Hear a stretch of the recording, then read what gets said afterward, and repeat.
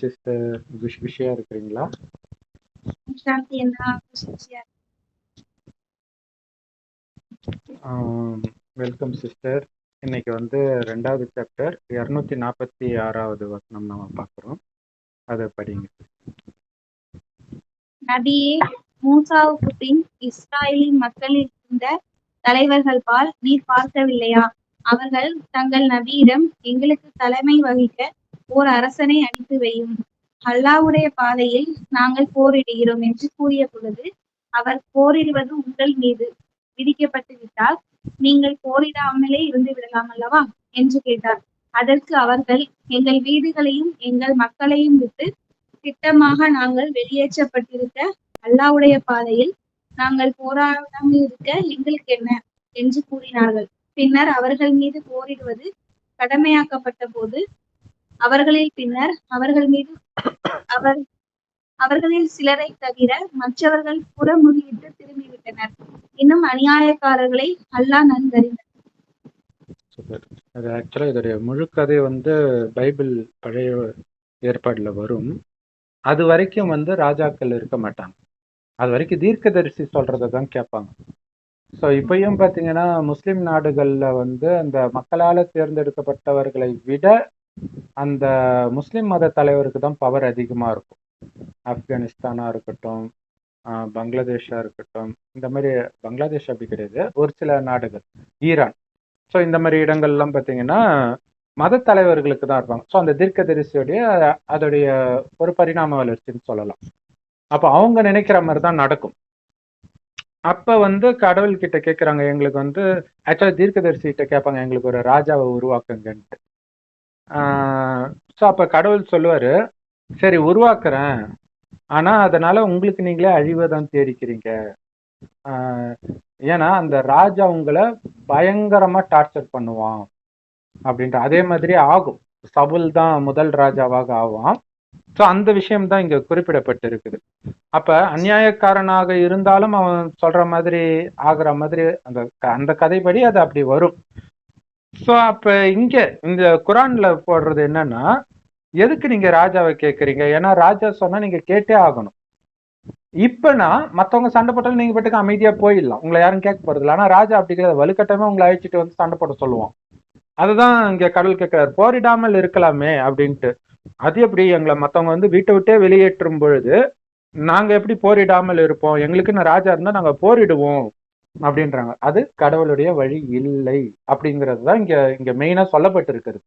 ஆனா இதை யாரும் அப்படி புரிஞ்சுக்க மாட்டாங்க. ஏன்னா இதுக்கு முன்னாடி வரைக்கும் அந்த போரிடுறத வச்சே வர்றதுனால.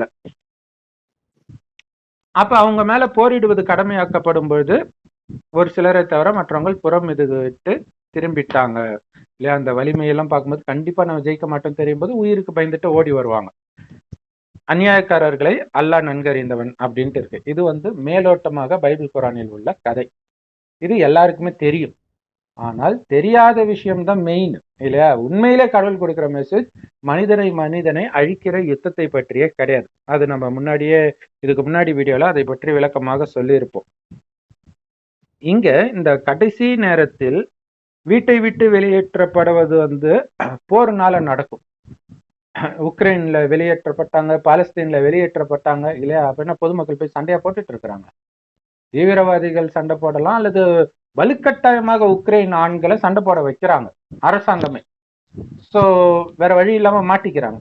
அது ஆக்சுவலா ராஜா காலத்தில் நடக்காது, உண்மையில் மக்களாட்சியில தான் அப்படி நடக்கும். ராஜா காலத்துல வந்து ராவணன் ஆண்டா என்ன, ராமன் ஆண்டா என்னன்னு மக்கள் நிம்மதியா தான் இருப்பாங்க. ராஜாக்கள் தான் அடிச்சுக்குவாங்க. ஸோ இது மக்களாட்சியை குறிப்பிடுறது, ராஜாவை குறிப்பிடுறது கிடையாது. ஸோ அது ஒரு மறைஞ்சிருக்குது. அடுத்தது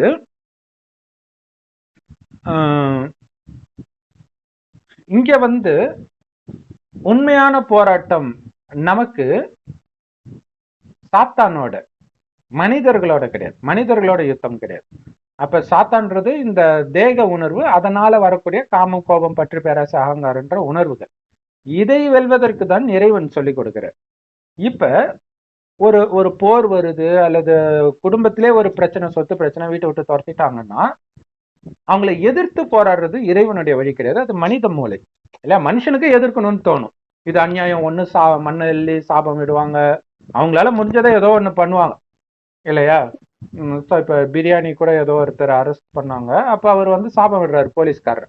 இது சர்வசாதாரண மனுஷனுடைய வழி, கடவுளுடைய வழி அது கிடையாது. ஒரு கண்ணத்தை இருந்தால் மறு கண்ணத்தை காட்டு, தோல்ல இருக்கிற சட்டையை கட்டினா கீழே இருக்கிறதையும் கைட்டி கொடுத்துட்டு போ, இதான் இயேசு சொல்லியிருப்பார். அதுதான் கடவுளுடைய வழி. அப்ப இதுக்கு தான் உங்களுக்கு தைரியம் வேணும் இல்லையா? அப்ப ஒரு வீடு இல்ல, சொத்து இல்ல, இருந்தாலும் உங்களால தனியா இருக்க முடியும் அப்படிங்கிற தைரியம் வரணும். அதுதான் உண்மையான தைரியம். அந்த தைரியத்தை தான் கடவுள் கொடுக்கிறார். இதுதான் உண்மையான யுத்தம், இதுதான் புனித போர். அப்ப என்ன உங்ககிட்ட இருந்து உங்களுக்கு பெரிய சித்திரவதை இழைக்கப்பட்டாலும் உங்களுக்குள்ள இருந்து கொஞ்சம் கூட அசுர குணம் வரல, அமைதியும் அன்பையும் தவிர வேற எதுவுமே வெளிப்படலைன்னா சாத்தானை நீங்க தோக்கடிச்சிட்டீங்க. இல்லாட்டினா சாத்தான் உங்களை தோக்கடிச்சிட்டான்னு அர்த்தம். சோ அதுதான் இங்க உள்ள முக்கியமான விஷயம். அப்ப வீட்டை விட்டு துரத்தப்படும் பொழுதெல்லாம் பாத்தீங்கன்னா அந்த ஒரு கோபம் வர ஆரம்பிச்சிடும்.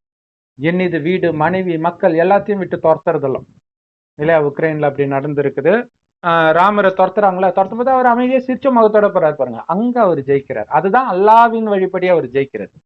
ஆனா அந்த மாதிரி போரிடுவதற்குத்தான் யாரும் தயாரா இல்லை. கத்தி எடுத்துட்டு போரிட சொன்னா போட்டுருவானுங்க. அவன் யாரும் சொல்ல தேவையில்ல, அவனே அவன் குடும்பத்துல ஒண்ணு ஆயிடுச்சுன்னா உடனே கத்தி எடுத்துட்டு போயிடுவான். ஆனா அந்த நேரம் அமைதியா இருக்கிறதுக்கு தான் தைரியம் வேணும். அதுலதான் புறமுதுகிட்டு ஓடுறாங்க. அப்படின்னு என்ன அர்த்தம்? மாயையின் வசப்பட்டு கோபம் வந்துடுது, சாத்தானுடையவர்களாக ஆகிடுறாங்க அப்படிங்கறதுதான் இதோடைய உண்மையான அர்த்தம். சோ அவர்கள் தான் அநியாயக்காரர்கள், கடவுளுக்கு தெரியும். சோ அதுதான் சோதிப்பதற்காக கடவுள் படைத்தான்னா இப்படிதான் சோதிக்கிறது. கோபம் வராம இருக்குதா பார்ப்போம். அப்ப ஆயுபு நபியோடைய மனைவிய சாத்தான் கொன்னுடுறான், மகனை கொன்னுடுறான், சொத்தை அபகரிக்கிறான். என்னன்னாலும் அவருடைய அமைதி கெடவே இல்லை. அதுதான் அல்லாவுடைய வழி. போய் அவனை கொலை பண்ணு, போரிடு அப்படிங்கிறது வந்து சாத்தானுடைய வழி, அது கடவுளுடைய வழி இல்லை. ஆனா ரெண்டும் கலந்துதான் மதங்கள் உருவாகி இருக்கும். ஏன்னா மதங்களுக்கும் கடவுளுக்கும் சம்பந்தம் கிடையாது. கடவுளுடைய வழி கொஞ்சம் அங்கங்க தெளிக்கப்பட்டிருக்கும், அதை தான் நம்ம தனியா எடுத்து சொல்றோம். நீங்களே புரிஞ்சுக்கோங்க, இது கடவுளுடைய வழியா அல்லது இது வரைக்கும் நீங்க நம்பிட்டு இருந்தது கடவுளுடைய வழியா. அப்ப புத்திசாலிகள் வந்து அதை புரிஞ்சுக்குவாங்க. ஸோ அவங்க கடவுளுடைய கையை பிடிச்சிட்டு சொர்க்கத்துக்கு வருவதற்கு முயற்சி செய்வாங்க. சொல்லுங்க சிஸ்டர். 247. அவர்களுடைய நபி அவர்களிடம், நிச்சயமாக அல்லாஹ் தாலூத்தை உங்களுக்கு அரசராக அனுப்பி இருக்கின்றான் என்று கூறினார். அதற்கு அவர்கள், நாங்களே அவரை விட அரசாட்சி மிக தகுதியுடையவர்களாக இருக்க எங்கள் மீது அவருக்கு எவ்வாறு அரசுரிமை ஏற்படும்? அரசு புரிய தேவையான செல்வ வளத்தையும் அவர் கொடுக்கப்படவும் இல்லை என்று கூறினார்கள். அதற்கு, நிச்சயமாக அல்லாஹ் உங்கள் மீது அரசாட்சி புரிய அவரை தேர்ந்தெடுக்கின்றார். யுத்த கட்டியிலும் தேகத்திலும் உங்களை விட அவர் விசாலத்தை அதிகப்படுத்தி இருக்கின்றார். மேலும் அல்லாஹ் தான் நாடியவருக்கு தன்னுடைய ஆட்சியை அளிப்பான். மேலும் அல்லாஹ் அதிக விசாலமானவன், நன்கறிந்தவன் என்று அவர்களுடைய நபியாகிய அவர் கூறினார்.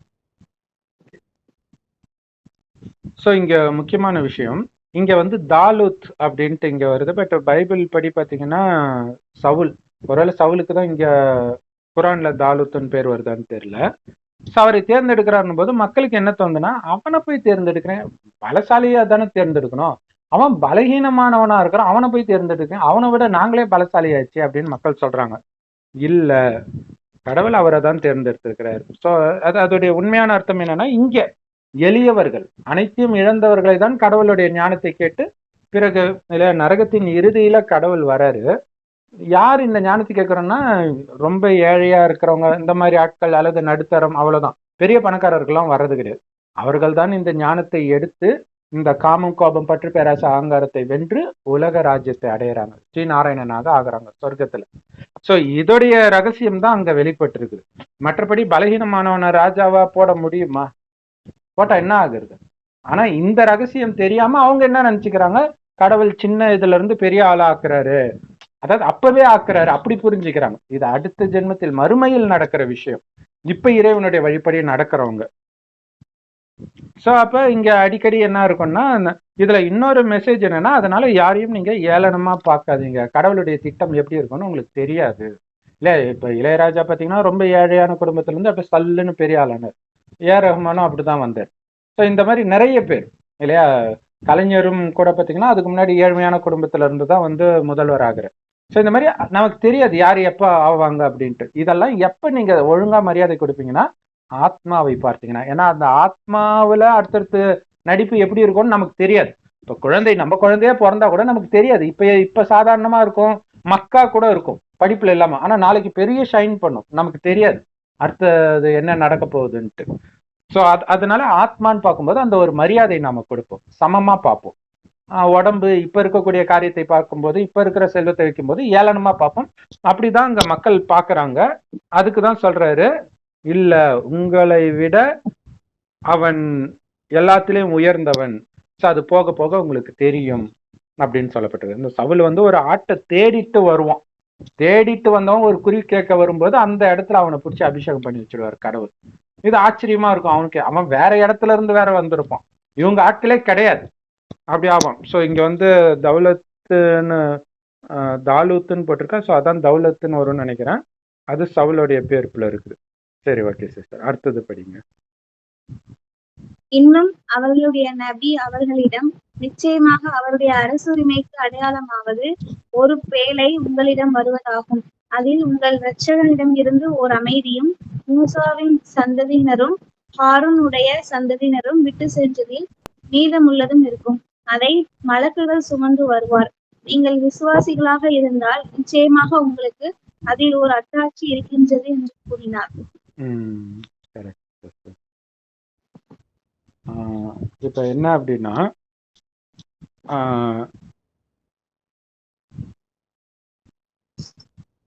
அப்ப அடையாளம் சொல்றார், ஒரு பேழை உங்களுக்கு வரும், அதுல வந்து உங்கள் இரட்சகனிடம் இருந்து ஒரு அமைதியும் மூசாவின் சந்ததியினரும் ஆரோன் சந்ததியினரும், இதுல ஹாரூன் போட்டிருக்க, பைபிள் ஆரோன் இருக்கும், அவங்க விட்டு சென்றதில் மீதம் உள்ளதும் இருக்கும்.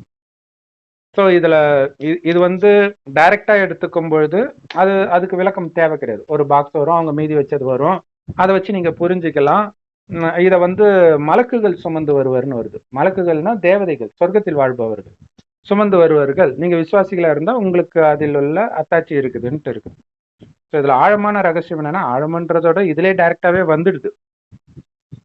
ஸோ உங்களுடைய நபிமார்கள் மூசா இருக்கட்டும், இப்ப மோசஸ் வந்து முஸ்லிம்களுக்கு மட்டும் சொந்தமானவர் கிடையாது, யூதர்களுக்கும் சொந்தமானவர், கிறிஸ்தவர்களுக்கும் சொந்தமானவர். ஏன்னா 3 பேருடைய இதுலையுமே அதுல அவர் வருவார், மோசஸ் வருவார்.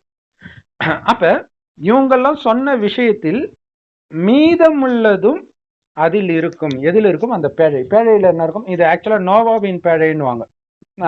இதுல என்ன அப்படின்னா, நோவாவின் பேழை வந்து மக்களை காப்பாற்றி எடுத்துட்டு வர்றது வரும். அதே மாதிரி வந்து உடன்படிக்கை பெட்டின்னு ஒண்ணு இருக்கும். அதுல வந்து கடவுள் மனிதர்களிடம் போடுற உடன்படிக்கை, அதாவது இந்த ஞானம் இருக்கும். ஆனா இதே இப்ப கடவுள் கொடுக்குற ஒரிஜினல் ஞானம் இருக்காது, பட் இதுவும் கொஞ்சம் இருக்கும். அதை தான் நாம வந்து அப்ப மலக்குகள் சுமந்து வருவார்கள்னு இருக்குது. சொர்க்கத்தில் இருக்கிறவங்க எப்படி நரகத்துல வருவாங்க இல்ல? இந்த சொர்க்கத்தை விட்டு ஆதாம் ஏவாலே துரத்திட்டாலே சொர்க்கம் விட்டா அடுத்தது நரகம் தான். இப்ப நரகத்துல வந்துட்டாங்க, அங்க எப்படி சொர்க்கத்தின் தேவதைகள் வர முடியும்? ஆனால் அந்த தேவதையா ஆக போறவங்க தான் இந்த ஞானத்தை எடுப்பார்கள். அவர்களை தான் மலக்குகள் சொல்றோம். அது நம்மளை தான் குறிக்குது. நம்ம தான் இந்த ஞானத்தை எடுத்துட்டு வருவோம். இப்ப எடுத்துட்டு வரும்போது ஆரோன், மூசா இவங்கெல்லாம் சொன்னதில் சில விஷயங்கள் இருக்கும். உங்களுக்கு உண்மையிலே மோசஸ் சொன்னதுல நிச்சய புத்தி இருந்தால் இப்ப நம்ம சொல்லும் போது அவங்க புரிஞ்சுக்குவாங்க. அதுதான், நீங்கள் விசுவாசிகளாக இருந்தால் நிச்சயமாக உங்களுக்கு அதில் ஓர் அத்தாட்சி இருக்கின்றது. முக்கியமா கடவுளுடைய ஞானம்னா, கடவுள் அவரை பற்றி இல்ல சொல்லுவார். நான் இங்க இருக்கிறேன், நட்சத்திரம் மாதிரி இருக்கிறேன், என்னை நினைவு செய்யுங்க, உங்களை ஆத்மான்னு உணர்ந்து நினைவு செய்யுங்க. உடம்பு நினைச்சதுனால்தான் காம கோபம் பற்று பேராசை அகங்காரத்துல சிக்கி இந்த பூமி நரகமாச்சு. இதெல்லாம் இல்லாமல் இருக்கும்போது இந்த பூமி சொர்க்கமாச்சு. அது காரணம் ஆத்மான்ற உணர்வுல இருந்தீங்க. மீண்டும் ஆத்ம உணர்வுல வரணும்னா ஆத்மான்னு உணர்ந்து ஆத்மாவின் தந்தை அல்லாவை நினைவு பண்ணிக்கிட்டே இருங்கன்ற. ஸோ இந்த விஷயங்கள் தான் ஒரு இடத்துலையும் இருக்குதுன்றது முந்தைய வீடியோல ரொம்ப டீட்டெயிலாவே நம்ம பார்த்தோம். ஸோ அப்ப யாருக்கு அதிர்ஷ்டம் இருக்குதோ, யார் அல்லாஹ் கிட்ட நேரடியா ஞானம் கேட்கணும்னு இருக்குதோ அவங்க இதை பிடிச்சுக்குவாங்க. மற்றவர்கள் மனித வழியே பிடிச்சிக்குவாங்க, அவங்க ஏமாந்துருவாங்க. அது ஏற்கனவே குரான்ல இருக்கும். நீங்க யாரை ஃபாலோ பண்றீங்களோ அவங்க கிட்ட வந்து நீங்க விளக்கப்படுவீங்க, கடைசியில ஏமாற்றப்படுவீங்க. அந்த நேரம் ஐயோ என்ன அவங்க நிராகரிச்ச மாதிரி நானும் ஆரம்பத்திலே நிராகரிச்சு இருக்கலாமே, இன்னொரு வாய்ப்பு கிடைச்சா நிராகரிப்பேன்னு நினைப்பாங்க. இன்னொரு வாய்ப்பு கிடைக்கும், ஏன்னா நடந்ததே தான் நடக்கும். ஆனா அப்பவும் இதே தான் பண்ணுவாங்க. ஸோ அதனால இப்பவே எச்சரிக்கையாக விலகிக்கிறவங்க புத்திசாலி. இல்லாட்டினா கூட கடைசி நேரத்துல இறைவனை நினைத்து தான் ஆகணும். ஏன்னா நினைச்சாதான் ஆத்மா எங்க இருந்து வந்துச்சோ அந்த பரலோகத்துக்கு போகும். ராஜ்யம் கீழே தான் இருக்குது, பரலோகத்துக்கு போயிடும். ஓம் சாந்தி சிஸ்டர். நம்ம அடுத்தது வேற ஒரு விஷயம் இருக்கு, நம்ம அடுத்த வீடியோல பார்க்கலாம். Thank you so much sister. பார்த்த எல்லோருக்கும் நன்றி. ஓம் சாந்தி.